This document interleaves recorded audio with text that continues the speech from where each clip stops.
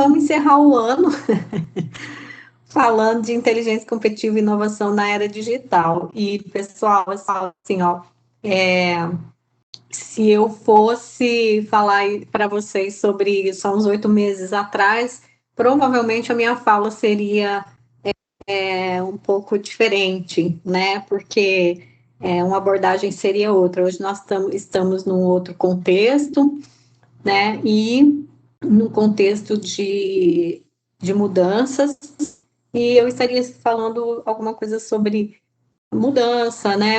No padrão mundo globalizado do antes do novo normal, vamos dizer assim. Então, numa visão antiga de globalização, sob um outro paradigma, um outro contexto tecnológico, um outro contexto de mudança que a gente achava previsível, né? E inteligência competitiva, ela por si está totalmente fora do contexto da previsibilidade.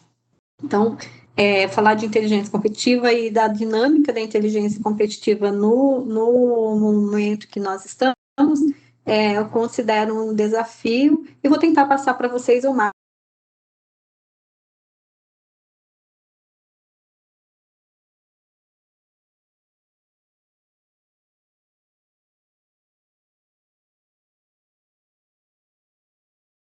Um pouco, ou muito de inteligência, o surfar na era digital, né? E eu começo contextualizando com 3 contextos que eu considero importantes, que é o contexto tecnológico, o contexto geopolítico e o contexto da mudança, né? No contexto tecnológico, nós vamos falar de transformação tecnológica, e para falar de transformação tecnológica, né, eu vou trazer um pouco da comunicação. Nós vamos focar na inteligência competitiva a importância da comunicação, porque a inteligência competitiva está totalmente vinculada à informação, a dado, informação, comunicação, conhecimento. Então, nós vamos falar sobre isso, né? E falar de inteligência competitiva, como eu falei, nesse momento, se trata de falar de total mudança de paradigma, se trata de falar que quem utilizou as informações disponíveis para se precaver, né, para uma etapa seguinte, está na frente, e aí a gente está falando em inovação, e é falar que se preparar e prever o aqui e agora para fazer uso das informações que a gente tem para o futuro, né? Eu costumo dizer que antes de entrar no desenvolvimento tecnológico, né, e os marcos históricos, que um bom motorista não é aquele que só sabe dirigir para frente, né? Um bom piloto é aquele que, apesar de ter um bom plano de voo, ele também tem os planos alternativos, assim como um bom capitão, né, que faz, que tem o seu mapa de navegação. E é nesse contexto que a gente vai conversar, né, de traçar, ter conhecimento para poder traçar o mínimo possível os mapas de navegação, né. Então, vamos falar do desenvolvimento tecnológico, os marcos históricos da comunicação, né. Apesar da gente existir há milhões de anos, né, e o ser humano estar aqui, segundo como Homo sapiens, né, há mais ou menos uns 35, 60 a 35 mil anos, só há 6 mil anos foi desenvolvida a primeira forma de escrita, né, que 2 mil anos depois disso surgiu a segunda forma de escrita sistematizada, que é o alfabeto, com os 26 símbolos, né, e esses 26 símbolos, eles evoluíram surpreendentemente e possibilitaram o conhecimento do que a gente tem hoje, né, como escrita. Logo em seguida, que não foi tão em seguida assim, né, demorou aproximadamente 400 anos depois mais de 1.000 anos, né, depois do alfabeto, quase 2.000 anos aí, depois do alfabeto, foi que surgiu a imprensa, né, na China, em 1040, e depois na Europa, quando Gutenberg desenvolveu e que aí facilitou as impressões de livros e a disseminação da informação.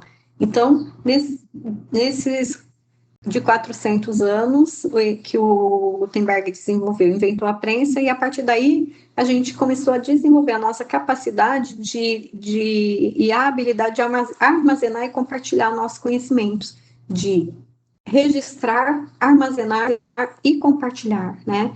E daí essa evolução veio para o telégrafo, que não está aí, mas logo 400 anos de novo, para a gente perceber que o tempo de desenvolvimento e o marco histórico da comunicação, ela é um pouco longa no início, né? Então, 400 anos depois, foi descoberto o telégrafo, em 1844, e quando o Morse desenvolveu o código Morse, e em seguida o aparelho que transmitia as mensagens por meio de códigos, né, à distância. Então, isso já foi um revolucionador. Depois do código Morse, veio o telefone, né, o telefone em 1875, então aproximadamente 31 anos depois, né, o, o, o Graham Bell inventa o telefone, e aí, né, daí para o que nós temos hoje, foi uma evolução, apesar do tempo, da temporalidade dela, né, o que nós temos hoje. Mas o interessante foi que quando o cara chamado William Norton, né, ele era dono da Western Union, foi a primeira empresa de telecomunicação do mundo, nos Estados Unidos. Ele era dono de uma empresa de telégrafos. Que ele viu o telefone, né, ele falou assim, esse tal de telefone é um brinquedo que tem um monte de defeitos e não vai ser considerado como um meio de comunicação. Ele não vai funcionar. Bom, percebe-se que o Norton estava errado, né? E o telefone funcionou e foi o elemento revolucionário e disruptivo, né? Foi um evento revolucionário e disruptivo que proporcionou todo esse contexto de comunicação para a gente hoje. Em seguida veio o cinema, que foi a disseminação da informação por meio da imagem, né? Com a invenção do cinetoscópio, ele foi inventado por William Dixon, mas ele só foi patenteado depois, né, pelos irmãos Molière, que é conhecido, né, os conhecidos do cinema, os Molière. Então, ele também foi desacreditado no começo, né? Do telefone para o cinema foram 19 anos. Do cinema para a televisão, 32 anos. Vê que tem um espaço aí, uns gaps, né? Vai mais rápido, vai mais devagar. Mas foi. A televisão também foi desacreditada, né? E, bom, aí a gente sabe o que a gente tem hoje com relação à televisão. Depois foi o transistor e aquele computadorzinho pequenininho que ocupava uma sala imensa, né? Em 1946, que foi o ENIAC, né? O Electronic Numerical Integrator and Computer, que funcionava como transistores e válvulas, e depois vieram os chips, microchips, nanochips, e é o que a gente tem hoje, né? Mas dele para a televisão foram 20 anos, né? Aí, em 1969, a internet, durante a Guerra Fria, né, que foi desenvolvida para troca de comunicações secretas entre as agências secretas dos Estados Unidos, etc., que depois se tornou um bem público, foi para as escolas, e hoje, né, depois, em 1970, o Steve Jobs inventou o computador pessoal. E aí, de lá para cá, né, o céu é o limite. A gente não tem como prever o que vai acontecer, mas em termos de tecnologia, a gente já sabe que tem um cara que fala que tudo que poderia ser inventado já foi, agora é aperfeiçoamento, né? Se isso é verdade, eu não sei, mas o que a gente acredita e o que a gente tem é o seguinte, é que a nova década que se inicia, né, o John Naisbitt falou no final da década de 90, né, logo após o computador, a nova década dá início a uma nova era que a gente tem diante de nós, né, que é a década mais importante da civilização. E século XX, ele foi considerado o século mais profícuo e efetivo em termos de desenvolvimento e transformação tecnológica, né? E a maioria dos grandes inventos, eles surgiram após o invento, né, das comunicações. Os grandes inventos, eles surgiram ou foram aperfeiçoados no século XX. O século XIX foi profícuo também, porque foram feitos muitos inventos, mas o século XX, ele foi conhecido como um dos mais profícuos, né? Então, e a década de 90 e o início, no limiar do século XXI, né? Ele foi considerado a década mais importante da civilização, né? Um período de extraordinária inovação tecnológica. O John Naisbitt, que é um futurista, falou num livro que chama Megatrends. É algo sem precedentes. Com reformas políticas, então ele foi, além das tecnologias, ele foi além, né? Ele foi uma década que nos trouxe questões sociais, mudanças em gestão de governo e profundas mudanças culturais. Ah, Cássia, que isso tem a ver com inteligência e competitiva? Isso tem tudo a ver, né? Porque a hora que nós formos falar lá da inteligência competitiva, nós vamos perceber que existe um modelo, né, ou um sistema para a gente observar quando vai fazer uma gestão de empresa com inteligência competitiva e no processo de inovação. Então, para poder falar isso, nós também vamos falar um pouquinho da próxima etapa, né, que influenciou nas transformações tecnológicas, que foram as evoluções, como eu estava dizendo, né? Então, nós temos as revoluções que nós conhecemos, né? Que é a Revolução Agrícola, onde o que imperava era família, terra, né? Aproximadamente durou 3.000 anos, até do que a gente chama de caçador-coletor, e depois de trazer as culturas para perto das famílias, né? E a valorização da terra e da família, que foi o que o Alvin Toffler chamou de primeira onda. A segunda onda, logo em seguida, né, que foi por volta de 1784, que foi a primeira revolução industrial, já com a mecanização, os teares mecânicos, a força de trabalho, né, o motor a vapor.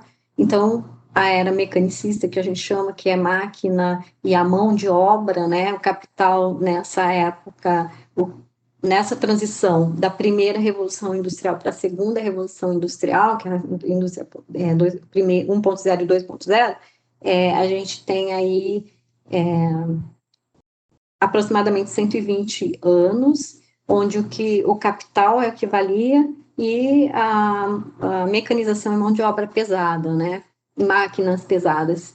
Depois, então, 1, 2, 3 é a primeira onda, a segunda onda e a terceira onda, na transição da indústria 2.0 para a indústria 3.0, que aí entra a informação, conhecimento e o que o Peter Drucker chamou na sociedade de conhecimento, de cérebro de obra. Depois veio a indústria 4.0, que é o que nós acreditamos que estamos vivendo hoje, a era digital, e já se fala, né, na indústria 5.0. Ah, o que é isso, Cássio? Né? Que loucura! Já se fala na indústria 5.0, que, inclusive, ela foi discutida no quinto plano básico de ciência e tecnologia do Japão, né?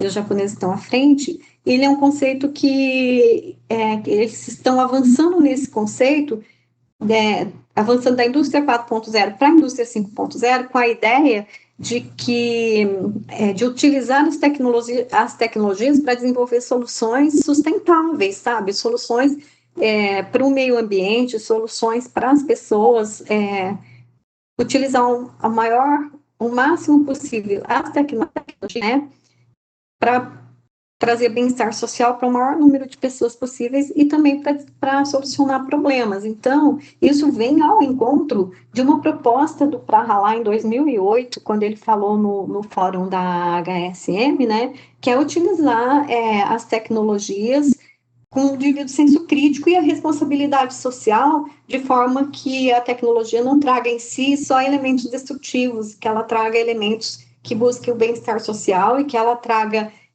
um contexto de governança, né, onde ela possa ser construído um capital sociopolítico efetivo e também no setor, na saúde pública, né, que ela possa trazer condições de preservação da vida. E essa é a proposta do Fórum Japonês para a Indústria 5.0. Então, vamos lá seguir nossa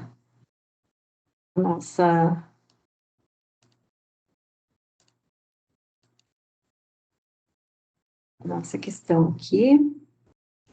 Travou aqui, água, não tô... passei. E aí, então, vamos falar do contexto geopolítico, né? Daí nós já entramos no mundo globalizado, na ideia da globalização, né?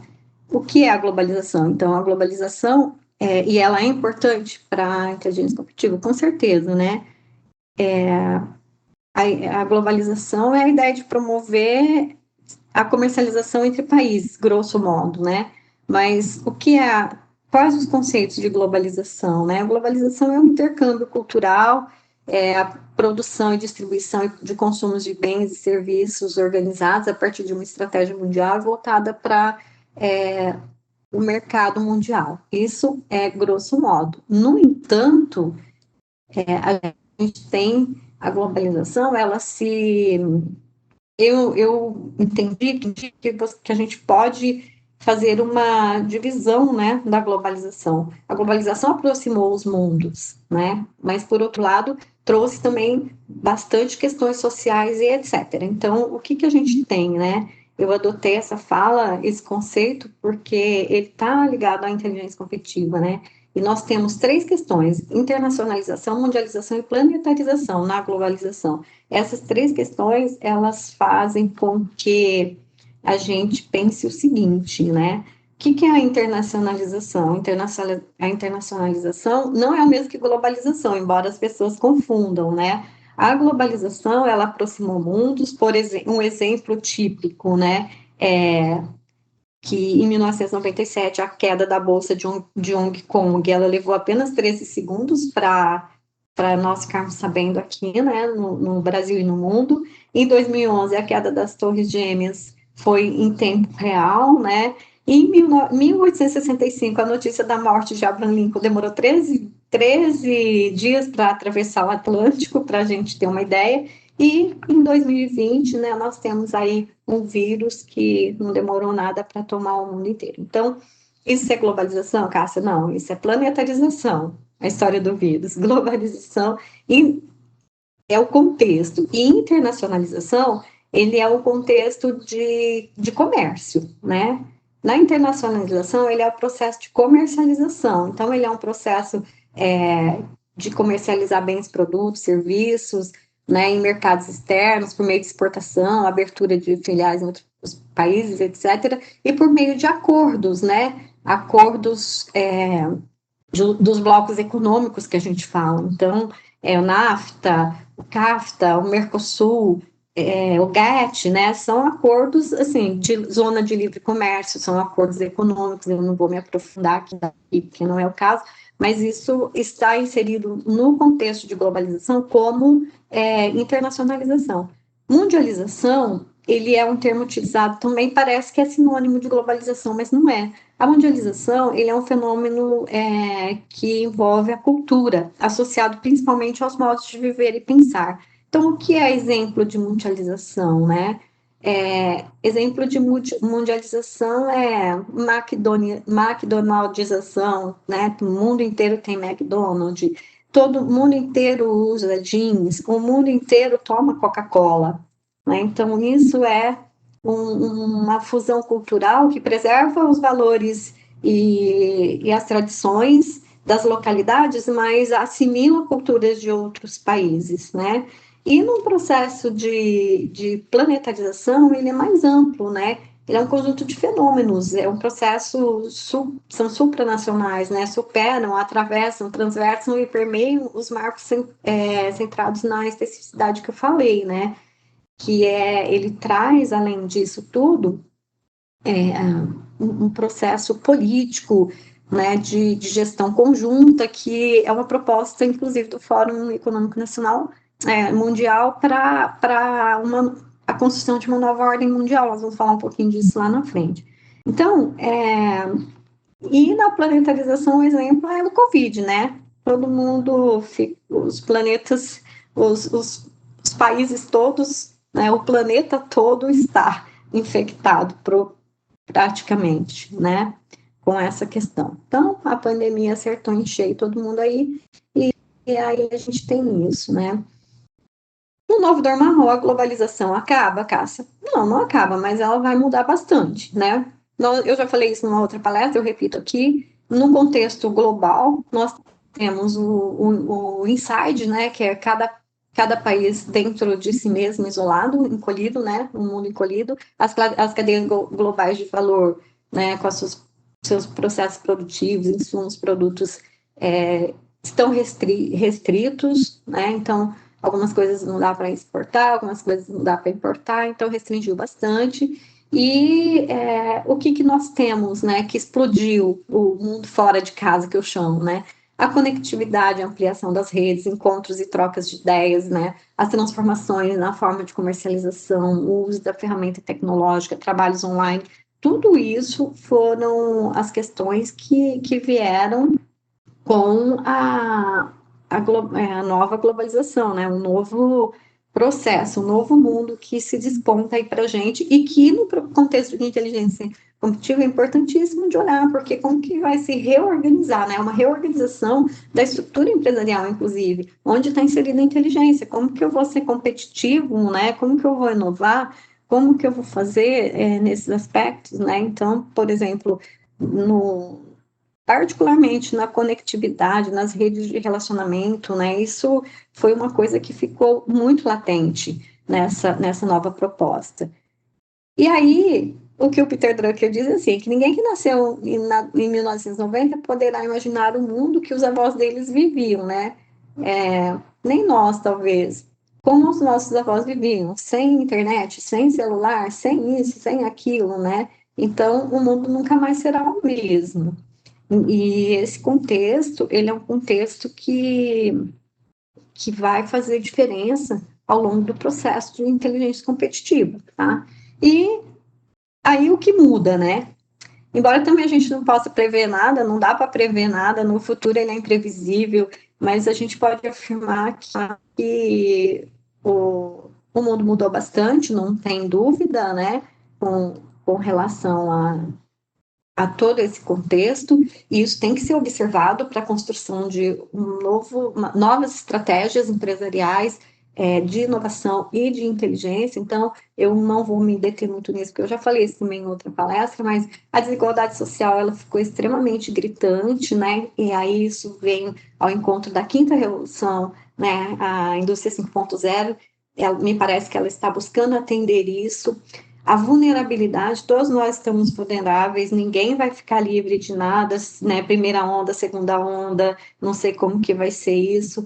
O que a Amy Webb, que é uma futurista, ela diz que o Covid, né? A Covid foi uma aceleradora de futuros, então o futuro foi acelerado por conta disso e a gente tem que ficar atento. Eu já falei que as pessoas, né, no início da pandemia, 43% das empresas adotaram o trabalho remoto e provavelmente vão continuar, né? A mortalidade de empresas foi grande e a gente não sabe como que vai ficar. Então, tudo isso traz um contexto de mudança, né? E nesse contexto de mudança, a gente tem a proposta de uma nova ordem mundial, como eu falei. E como que é isso, né? Isso assim, é o fim da globalização? Provavelmente não, mas certamente é o fim do processo que nós vivenciamos até agora. O que a nova ordem mundial propõe, né? Ela ainda não foi definida. Alvin Toffler, que é um autor, para Hallah, Amy Webb e outros futuristas, eles dizem que o que se sabe é que começa a apontar no horizonte novos ciclos econômicos, sociais, provavelmente os econômicos liderados pelos países do leste asiático, isso a gente está vendo e, né, está bem latente, e eles estão empenhados em definir novas estruturas territoriais, querem conquistar território, né, novas estruturas jurídicas, econômicas, sociais, e dessa forma, essa nova ordem, ela vai afetar a gestão dos estados, das nações, impacta no fluxo financeiro, impacta no mundo, impacta na competitividade dos setores produtivos, impacta dos países e das empresas, né, e particularmente impacta naqueles países como nós, que necessita de mais educação, mais preparo para os trabalhadores, e da sociedade em geral, para poder gerar conhecimento e inovação e se sustentar nessa nova ordem. Isso é uma coisa importante e faz parte do processo de inteligência competitiva que a gente precisa de observar, né? E a nova ordem social, eu não vou me deter, porque eu vou remeter de novo, né, que essa nova ordem social, provavelmente, a indústria 5.0 está buscando tomar providências com relação a isso, né? Que o que se sabe é que a gente tem que fazer escolhas e que essas escolhas, elas passam por querer confrontar em fazer mudanças significativas para o futuro ou simplesmente nos manter onde nós estamos, né? E aí, para falar de inteligência ainda, antes de falar o que é inteligência competitiva, mas nós já estamos falando do processo todo, né?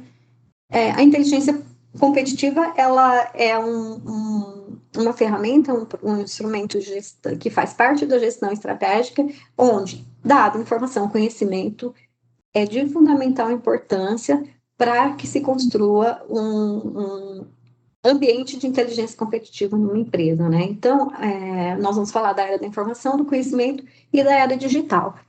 E informação e conhecimento são essencialmente criações humanas, então não dá para separar e a gente não consegue administrar se a gente não levar em conta pessoas que desempenham os papéis fundamentais nas empresas. Isso é de fundamental importância saber, né?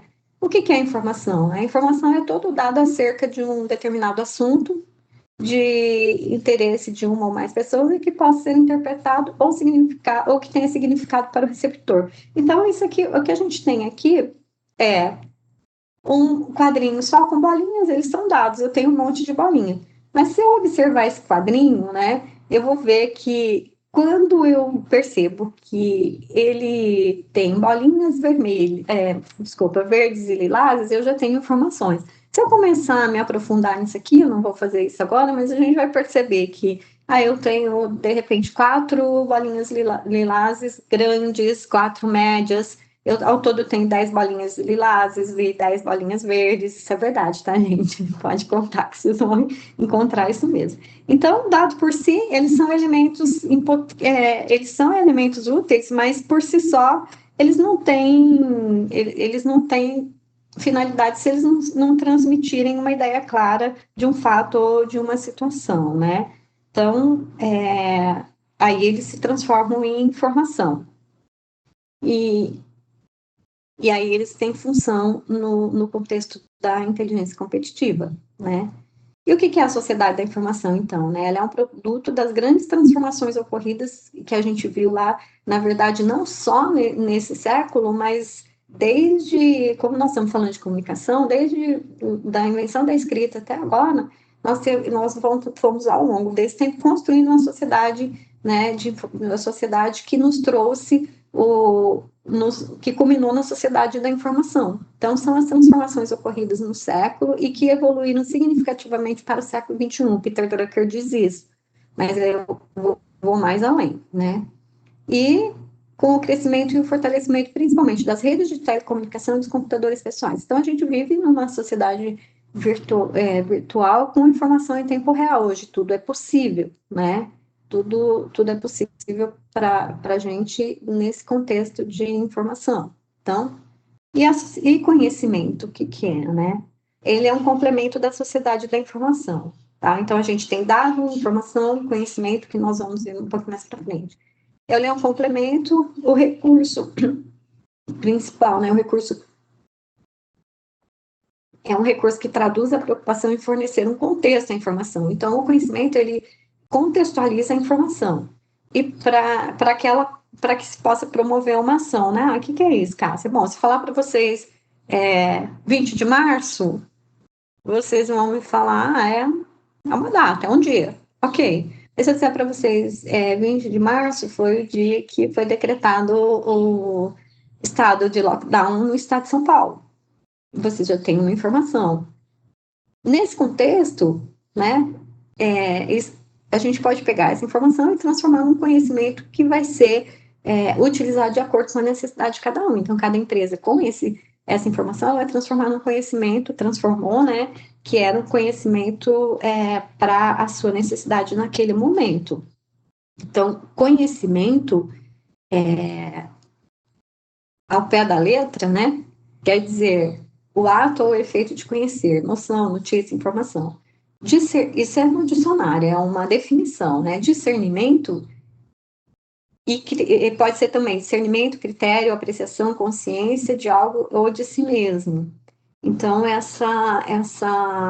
essas duas definições, e eu gosto de usar essa última aqui, que é a apropriação do objeto pelo pensamento, como quer que se conceba essa apropriação, como uma definição, como percepção clara, apreensão completa, análise, etc. Por que eu gosto dessa definição?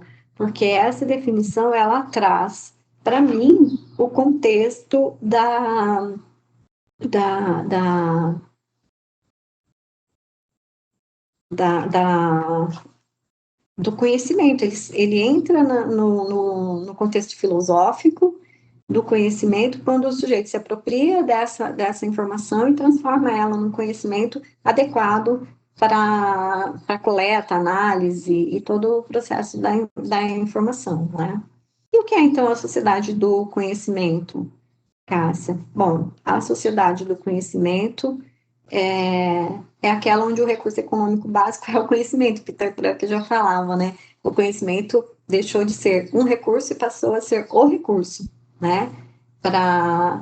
E é onde o valor é criado pela produtividade, pela inovação, e onde também são aplicados, e a aplicação do conhecimento ao trabalho, que foi isso que eu falei, né? Que ele deixou de ser um recurso e passou a ser o recurso nessa questão, né?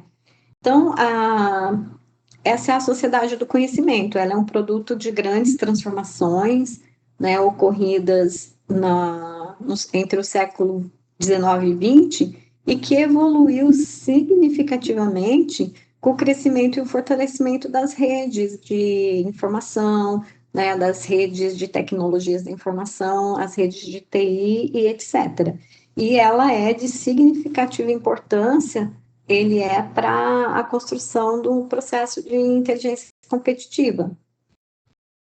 E como que se dá, como que foi o processo de tecnologia e conhecimento, pegando lá desde a era do início da Revolução Agrícola até hoje, né?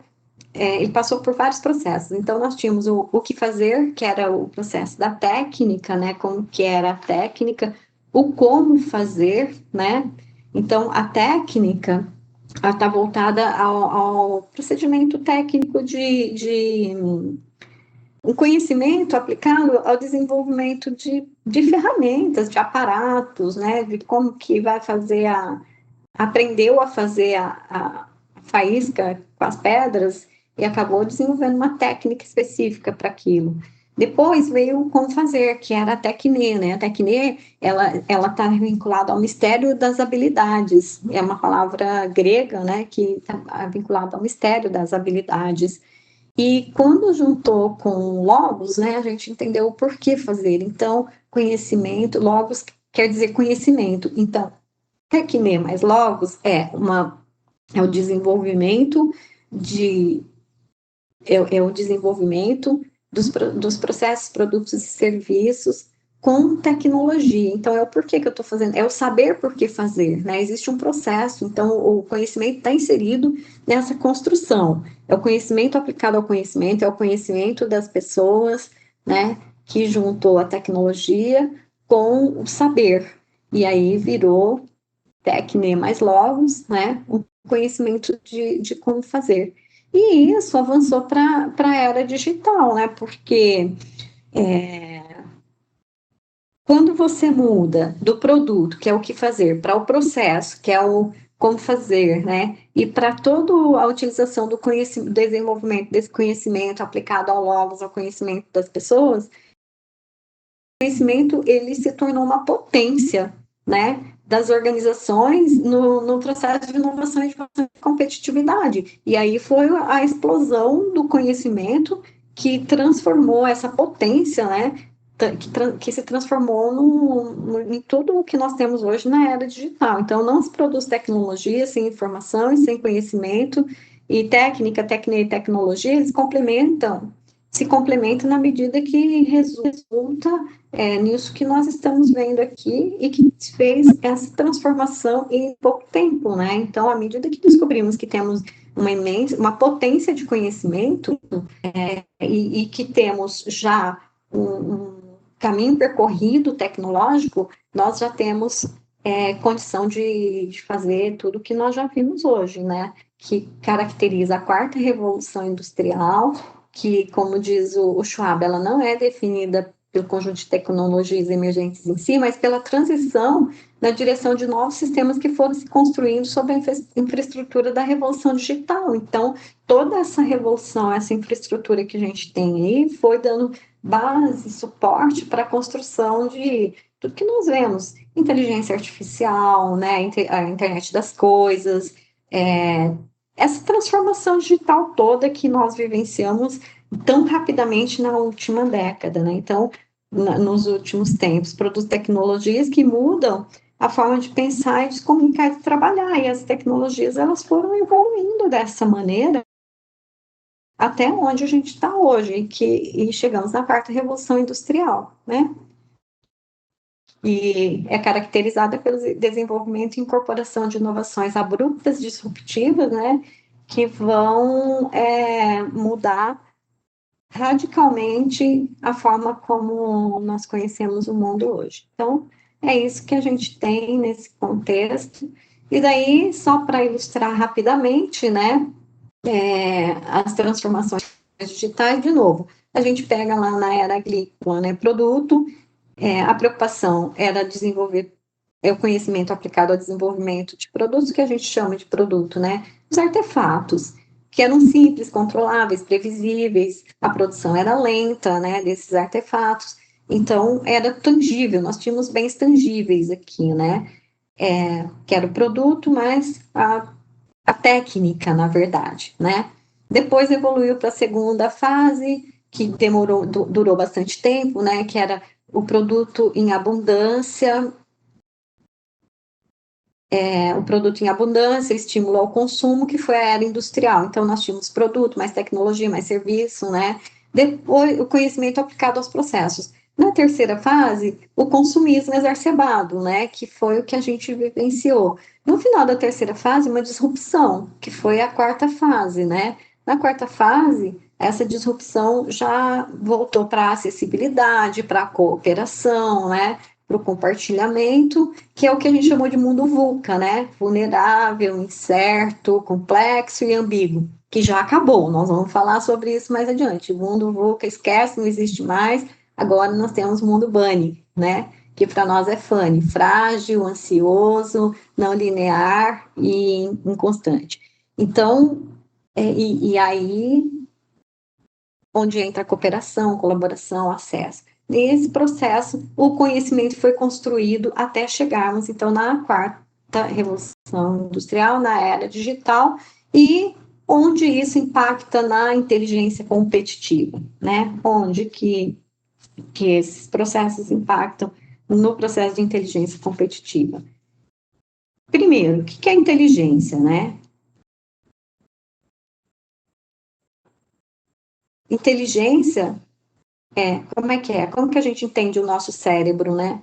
Como que a gente entende como o nosso cérebro cria modelos mentais essenciais para elaborar modelos de planejamento? Porque nós estamos falando de empresa é inteligente, ela traz em si o perfil, né, o potencial e a potência inteligente de conhecimento dos seus gestores. E sabe, nós não vamos nos aprofundar nisso aqui, mas ter uma ideia de como eles funcionam, né? É importante. Então, inteligência é a faculdade de aprender, né? Ou seja, aprender, absorver, compreender e de perceber com o intelecto, né?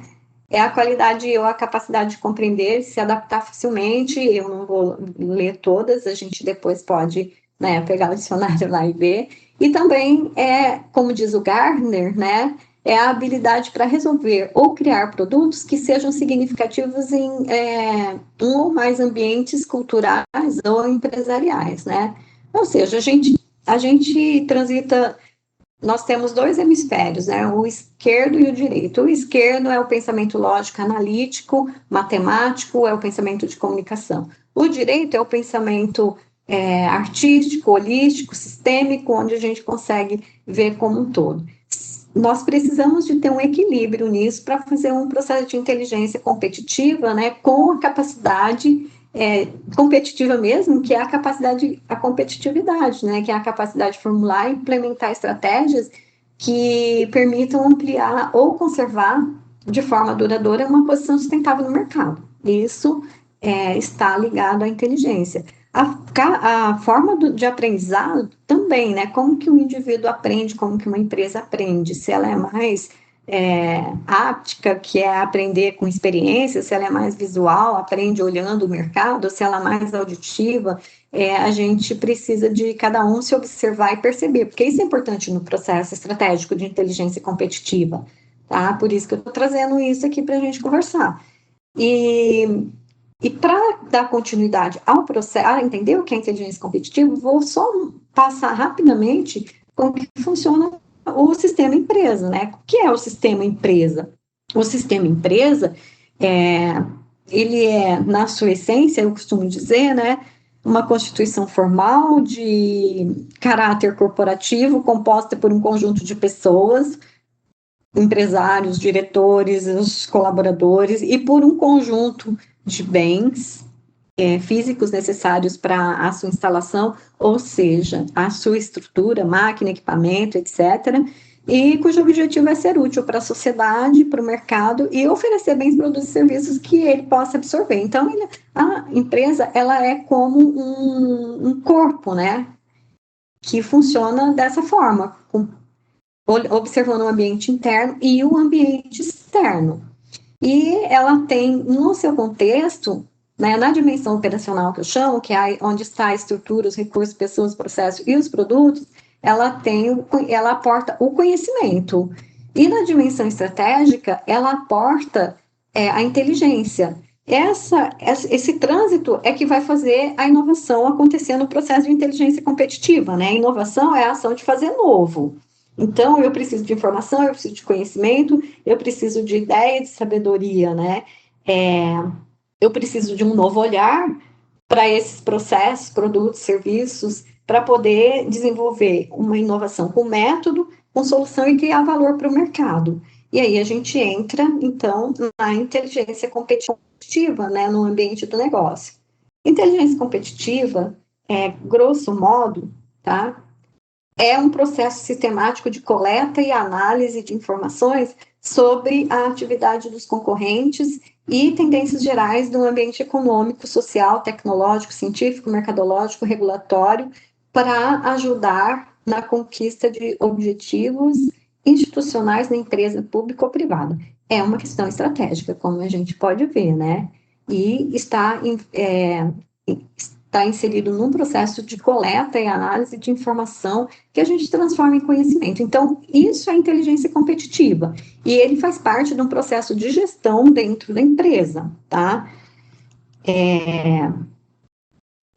O que mais que ele é, né? Ele é um processo informacional proativo que conduz à melhor tomada de decisão, seja ela estratégica ou operacional.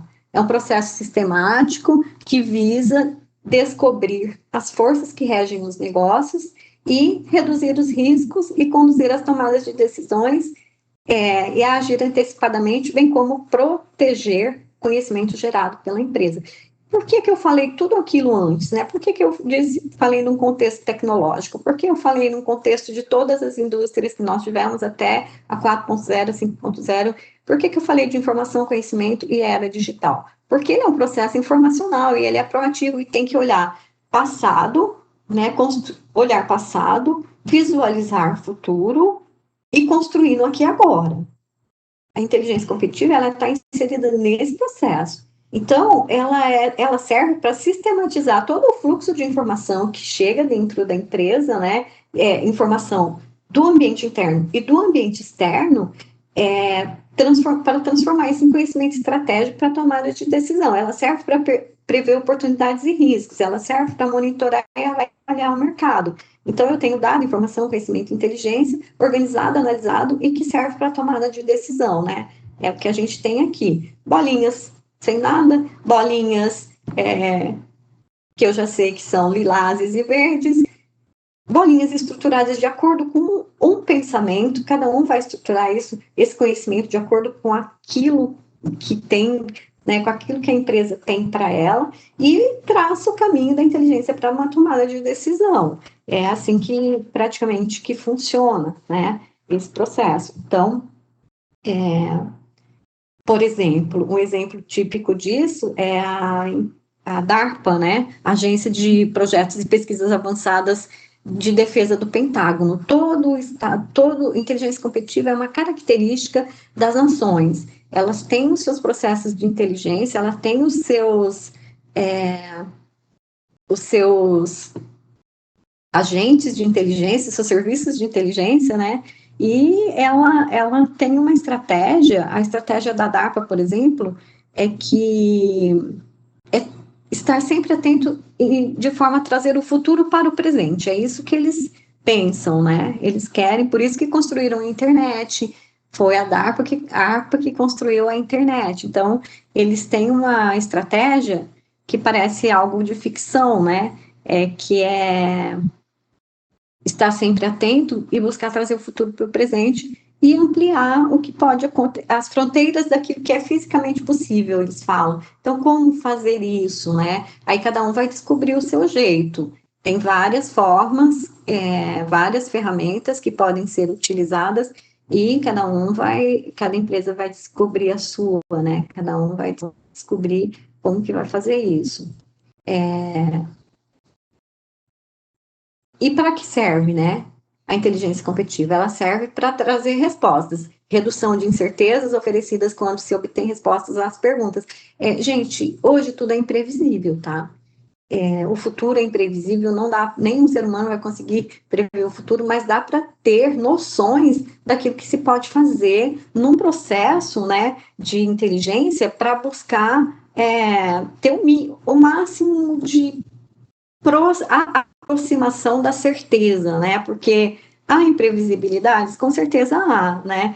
Haverá sempre incerteza, sim, sem dúvida. No entanto, exercitar esse olhar para o futuro, que é o que a inteligência competitiva busca e oferece, né? Trazer isso para o aqui e agora vai contribuir para o desenvolvimento de estratégias mais assertivas no enfrentamento de situações inusitadas, como a pandemia, por exemplo, né? Vou dizer para vocês que aconteceu que o Fórum Econômico Mundial já tinha feito uma simulação de uma pandemia o ano passado, né? Então, isso significa que usar todo esse potencial, né, de inteligência instalado na empresa para promover mudanças, isso é totalmente possível e pode ser feito. Então, para que serve? Né? Para respostas, para testar respostas e para mudar ou aperfeiçoar os produtos e serviços, né? E também para ter um retorno econômico e social, né?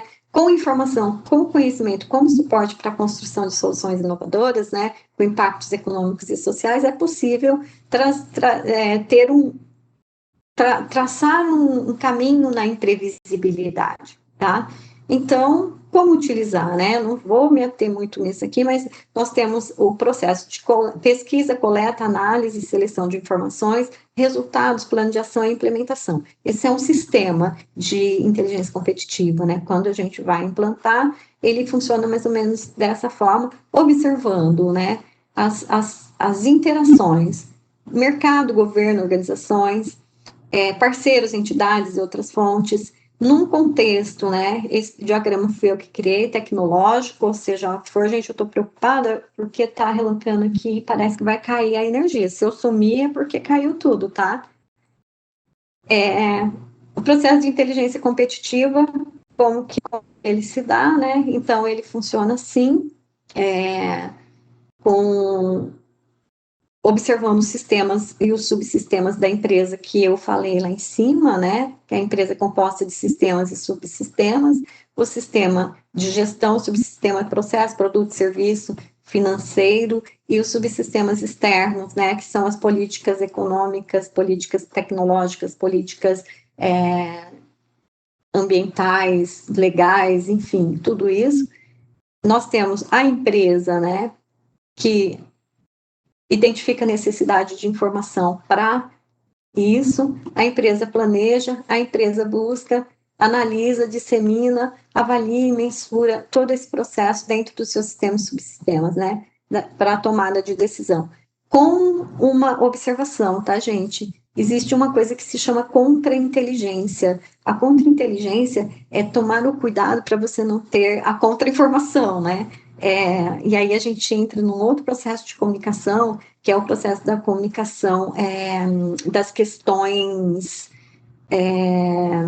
fake news, como buscar as informações mais adequadas e saber que elas são corretas. Então, tem que ter esse feeling, né? Esse é um feeling. O ciclo de construção, né, da informação, ele funciona desse jeito. Ele está ligado ao ambiente interno e externo, né, que tem toda essa interação. Tem a coleta, tem a seleção de informação, tem a formatação, tem a organização disso por assuntos, por temas, tem a avaliação daquela informação que é importante para a empresa, né, que transforma tudo isso numa informação, armazena, transforma em conhecimento, né, e dissemina e distribui tanto para o ambiente interno, como disponibiliza o conhecimento externo. Isso é inteligência competitiva. Então, ele é dinâmico e funciona dessa forma o tempo todo, né? Como que se utiliza isso, né? Se utiliza de duas formas. Primeiro, eu utilizo inteligência competitiva como observatório e utilizo como medidas preventivas, corretivas não. O ideal é medidas corretivas, né? Preventivas. Então, onde que eu vou buscar isso, Cássia? Bom, as fontes são as mais diversas, né? Tem as fontes físicas que a gente fala, as fontes livro, revista, jornal, revista, artigo disponível. As informais, e das informais, elas são muito interessantes, porque existe fonte informal assim, ó. Você pode ter uma fonte de informação, uma informação super fidedigna com um motorista de táxi, né? Tipo, eu trabalhei numa empresa que tinha uma empresa de táxi que só prestava serviço para essa empresa. Então, o que acontecia? Acontecia que o motorista ficava sabendo, né?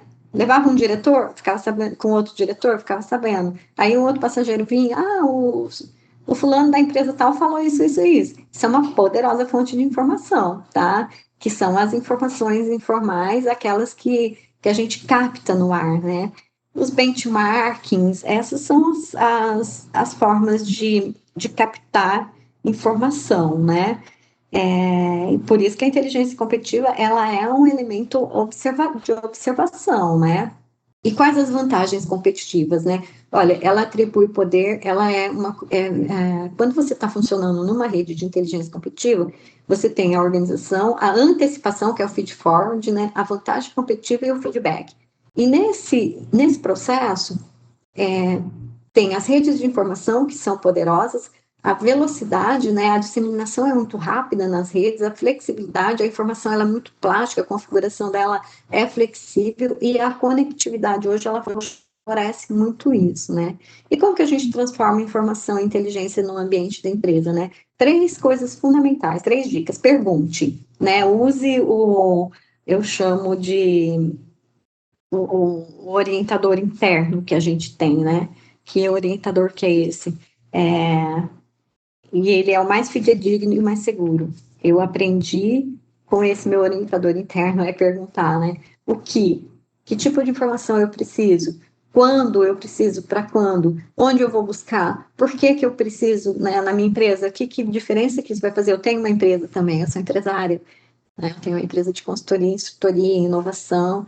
Então, pergunte sempre como que eu vou fazer isso, como que eu vou buscar, e isso vai ter custo, né? Quanto? Então, as perguntas, e daí cada um vai saber quais as perguntas que vai elaborar para poder planejar o seu processo de inteligência competitiva na busca de informação. Observe o mercado, observe a internet, observe seus concorrentes, observe o que está acontecendo e faça um monitoramento disso para saber qual informação ela é importante, qual é fidedigna, né? O que é informação, o que é contra-informação, o que é inteligência, o que é contra-inteligência. Então, onde eu possa tomar uma decisão estratégica e ter resultados, né? Aqui a gente já foi, tá? Bom, como que eu faço o negócio, né? Estabelecendo objetivos estratégicos, com auxílio da IC,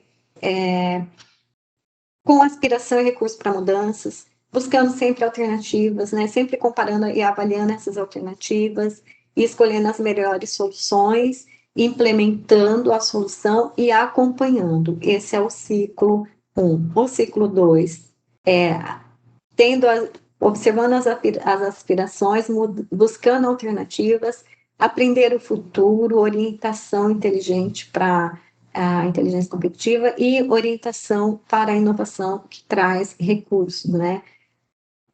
Definir práticas futuras, escolher melhores práticas e o foco em novas oportunidades. Isso é aprender o futuro. Então, é assim que ocorre o processo, né? E quais as principais técnicas?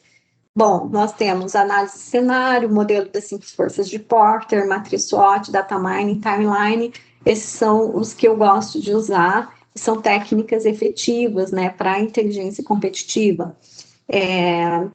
Todas elas estão disponíveis no mercado. Eu vou passar rapidamente uma por uma, porque meu tempo já esgotou, eu ainda tenho algumas coisas para falar. Então, análise de cenário, a proposta é apresentar uma imagem, né, de cenários futuros em um horizonte diverso de tempo.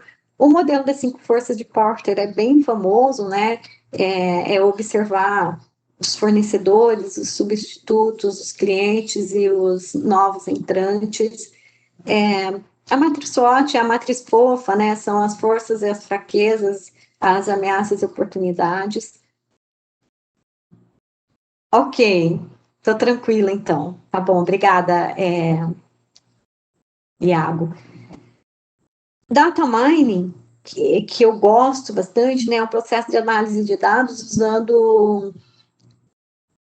usando técnicas para exploração, né? A fim de descobrir os padrões, traçar relações interessantes e também podendo fazer uma representação da informação. A timeline eu também gosto, que é um processo de explorar grandes quantidades de dados à procura de padrões consistentes com regras de associação ou sequências temporais, para detectar relacionamentos sistemáticos entre as informações, o conhecimento, as variáveis, né? E assim a gente faz um subconjunto de dados que se transforma em informações e conhecimento. Outras que eu só trouxe para mostrar aqui, né, o Balance Scorecard, benchmarking, quase não uso, o Canvas e a prospecção tecnológica, que é bem interessante. Então, vamos surfar na onda digital agora, né? Quais os cenários e tendências para a inteligência competitiva, né? Ó, a minha sugestão, amplie o seu olhar, né, para as novas transformações que virão. Que o digital não substitui o físico, o digital não substitui o humano, mas é impossível dissociar um do outro hoje, tá? Hoje, e quais as tendências, né?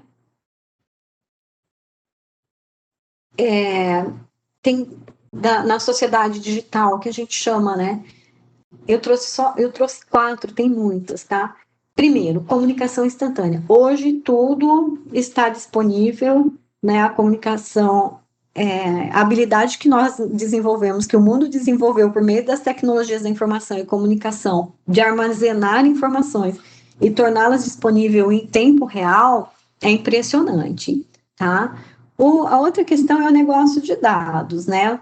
O negócio de dados é a tecnologia que torna quase tudo obsoleto em termos de dados, né? Por quê? Porque substitui um monte de coisas, mudanças lentas hoje elas são muito rápidas, então blockchain, big data,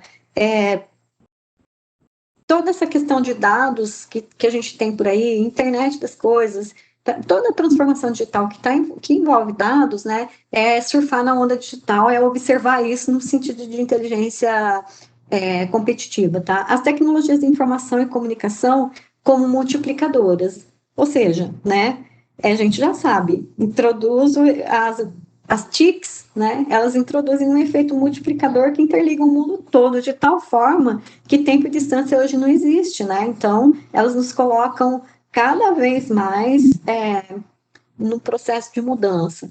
E, por outro lado, como a gente falou que o mundo encolheu e que o contexto globalizado, a nova ordem mundial, está passando por transformações, pensar do global para o local, que a gente fala, né? É o processo da localização, é você estar mais no seu local, né? Mais dentro, tá? E aí, quais as premissas, né? Bom, premissa 1, virtualmente qualquer coisa hoje é possível. Premissa 2, quem disse isso foi o Dryden e Voss, não fui eu, tá?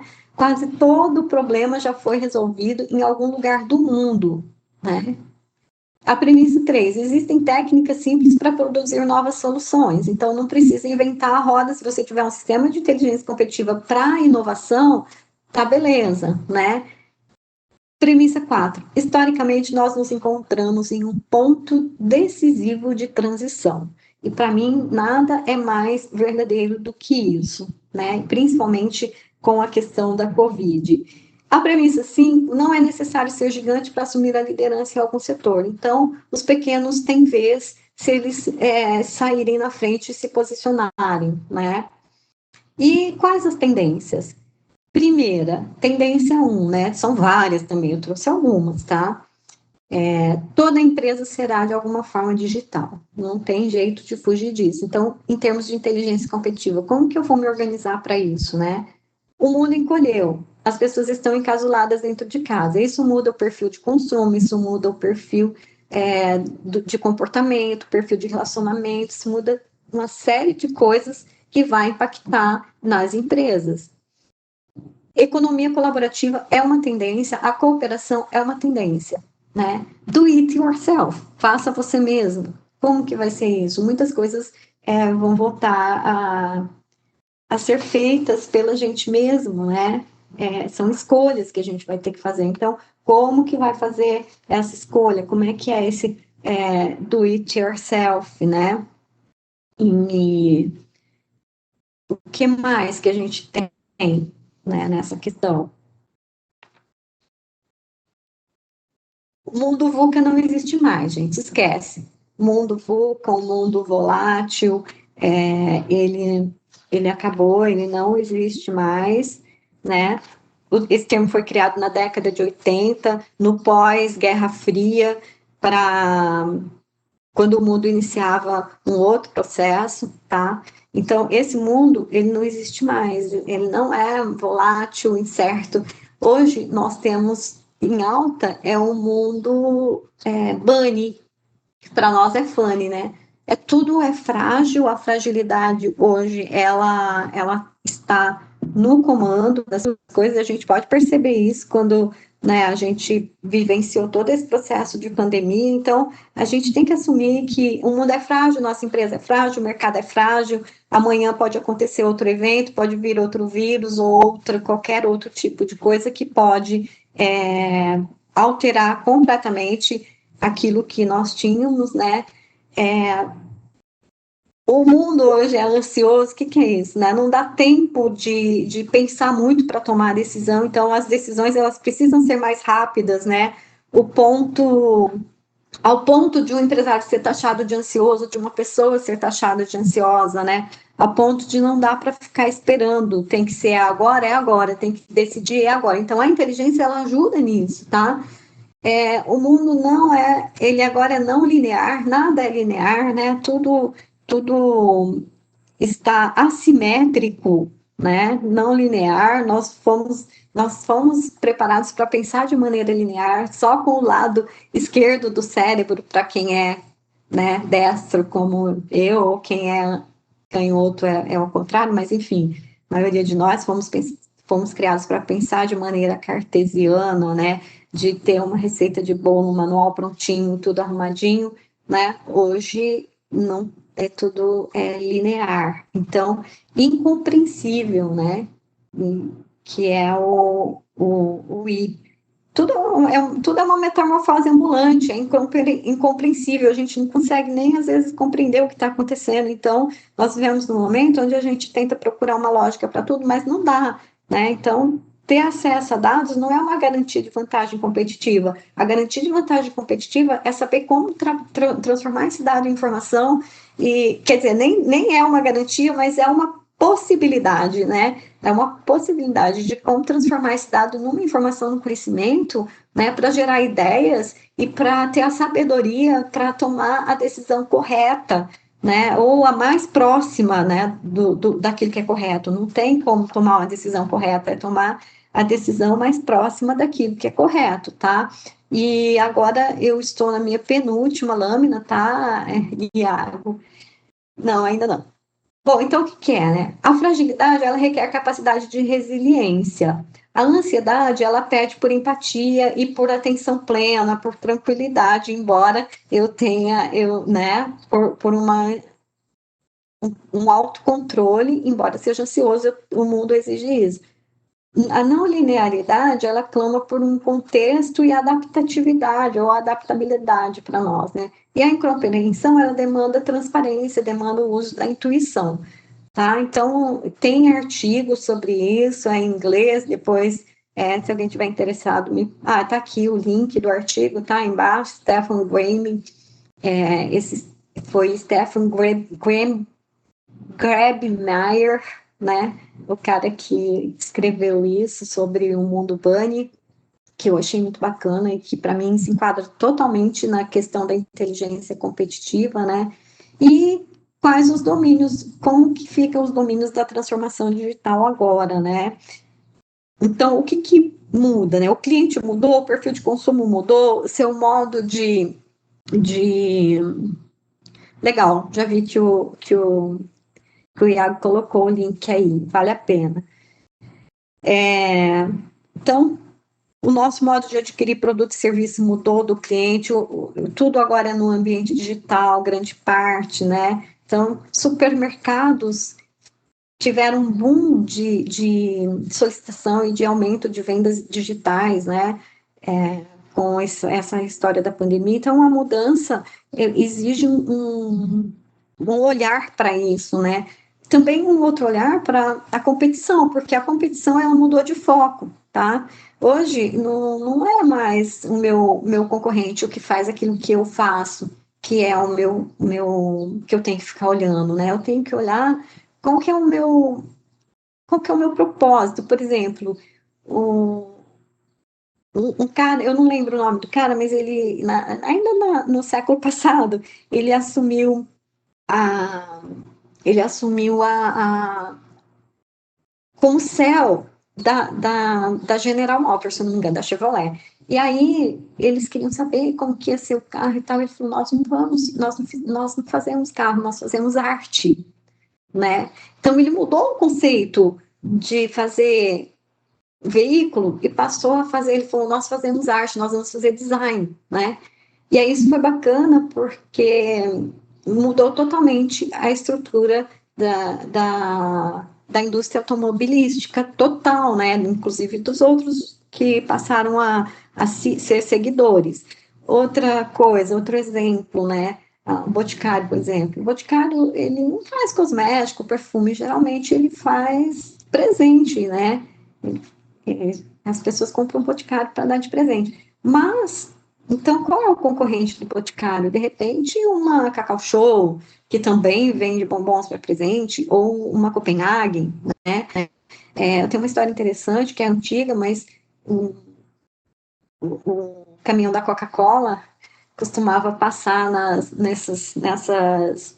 nesse botequinho de periferia, né, para entregar Coca-Cola, e ele entregava uma caixinha, duas caixinhas, e recebia com dinheiro. Aí ele começou a passar e os donos de bar não estavam comprando a Coca-Cola com tanta frequência, né? Aí foram investigar o que estava acontecendo. Ué, não está comprando, o que está acontecendo, não sei o quê, né? Aí tá, mas. Bom, o resumo da ópera, gente, é que eles queriam saber quem era o concorrente. E eles foram descobrir que o concorrente, na verdade, não tinha nada a ver com refrigerante, era o vendedor de cigarro. Por quê? Porque a perua do cigarro começou a passar mais cedo, né? E o cara comprava um pacote de cigarro, pegava o dinheiro que tinha no caixa, pagava, e quando passava o caminhão da Coca-Cola, ele estava sem dinheiro para comprar Coca-Cola. É simples assim. Então, é sair do quadrado, sair daquela caixa de olhar quem é o meu concorrente, né? Que faz a mesma coisa que eu. Isso é a competição hoje, mais do que nunca, ela está nesse aspecto, né? O negócio de dados, que eu já falei deles, né? Mas é o nosso foco principal, inclusive, que é informação, é dado, é conhecimento, e é saber transformar esses dados em informação e conhecimento, inteligência adequada para a tomada de decisão, né? A inovação, que já não é, né? Para mim nunca foi modismo, mas tem gente que fala que inovação era modismo. Não é, a inovação ela é necessária, né? Se tem alguma coisa que é necessária, é a inovação, e ela é um processo de experimentação, ela tem que passar pela experimentação, né? E encontrar a solução adequada que atinja a mente e o coração do cliente para poder gerar valor e criar valor. Esse é o processo de inovação, né? Então, eu pulei os valores, né? E os valores, então, com quais valores a empresa atua hoje, né? Quais valores ela entrega para o cliente dela, que principalmente esses valores estão conectados com o mundo atual, estão conectados com o planeta, estão conectados com as pessoas, estão conectados com as necessidades sociais. Então, como que isso está ocorrendo, né? E eles estão, principalmente, os valores preparados para dar resposta rápida, né, para o cliente, para dar a resposta rápida no tempo necessário, né, que as mudanças exigem, com foco no cliente. Então, gente, em termos de inteligência competitiva, o que é importante, né? Eu comecei com o passado, falei de inteligência e surfei no futuro. Estou surfando aqui no futuro.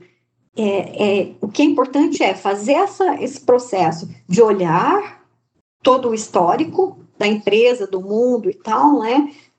Olhar, visualizar o futuro e trazer para o aqui e agora e surfar nessa onda, construindo alguma coisa, alguma estratégia eficaz em termos de inteligência competitiva que vá promover a competitividade dessa empresa, né, ou dessa pessoa, desse negócio, seja lá o que for, no mercado, tá? Então é isso, para finalizar, né, a mensagem, como diria o Peter Drucker, e ainda estamos no meio dessas transformações, e se a história servir como guia, o Peter Drucker falava assim, ela não estará concluída em 2010, isso ele falou em 93, eu acrescentei, ou em 2020, obviamente não, né, nós temos muito caminho a percorrer, considerando que a cada 2 ou 3 séculos, né, ocorrem transformações enormes no mundo. Eu acho que nós estamos vivendo num processo desse, né, na história, e depois a sociedade ela se reorganiza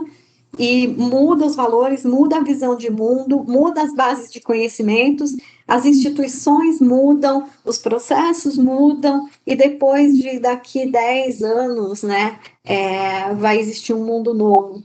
E as pessoas nascidas, inclusive, né, agora na pandemia, elas nem vão conseguir imaginar como que era o nosso mundo, né? E como que a gente vivia nisso. Então,